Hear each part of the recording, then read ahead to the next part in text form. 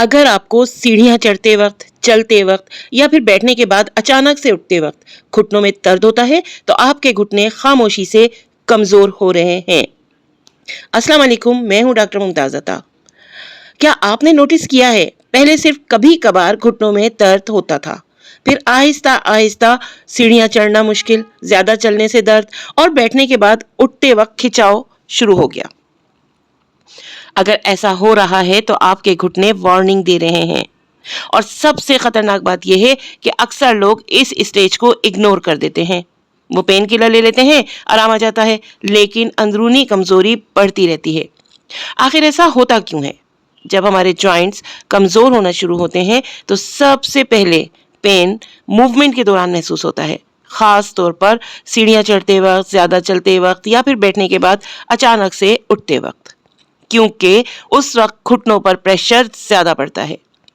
بعض لوگوں کو لگتا ہے کہ یہ صرف عمر کا یا ایج کا تقاضا ہے، لیکن حقیقت یہ ہے کہ vitamin D deficiency, calcium deficiency, وزن کی زیادتی، ایکسرسائز کی کمی یا پھر آرتھرائٹس اس درد کی بڑی وجہ ہو سکتے ہیں۔ ایک اہم بات پر غور کریں، اگر آپ کو اٹھتے وقت اسٹفنس، گھٹنوں سے آوازیں یا پھر موومنٹ اسٹارٹ کرتے وقت زیادہ درد فیل ہوتا ہے تو یہ جوائنٹ ویکنس کی سائن ہو سکتی ہیں، اور اگر ابھی احتیاط نہ کی جائے تو یہی مسئلہ آگے جا کر سوجن، شدید درد یا پھر کارٹلیج ڈیمیج تک پہنچ سکتا ہے۔ اب ایک سوال پیدا ہوتا ہے، ہومیوپیتھی اس میں کیسے مدد کر سکتی ہے؟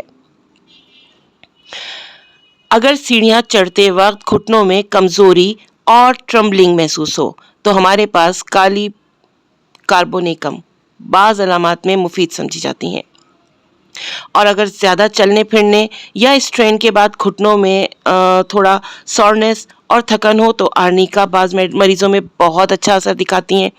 اسی طرح اگر گھٹنوں میں اسٹفنس کے ساتھ ساتھ ٹائٹنس فیل ہو اور کھچاؤ سا محسوس ہو رہا ہو تو کاسٹیکم بعض علامات میں بہت مددگار سمجھی جاتی ہیں۔ اگر جوائنٹس میں برننگ پین فیل ہو رہی ہے، سوجن بھی ہے، خاص طور پر ٹچ کرنے سے درد بڑھ جاتا ہے، تو پھر ہم ایپس کی طرف جائیں گے بعض کیسز میں، جو بہت اچھا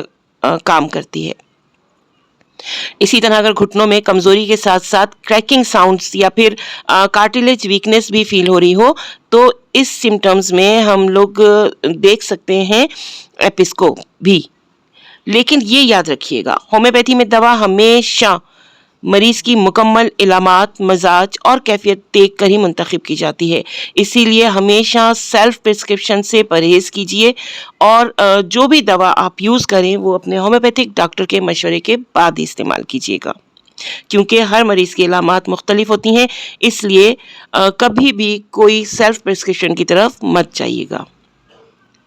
اور اگر آپ واقعی اپنے گھٹنوں کو آنے والے سالوں تک مضبوط رکھنا چاہتے ہیں تو روزانہ ہلکی واک کریں، وزن کنٹرول کریں اپنا، زیادہ تر ایک ہی پوزیشن میں نہ بیٹھیں اور وائٹامن ڈی کی کمی کو اگنور نہ کریں۔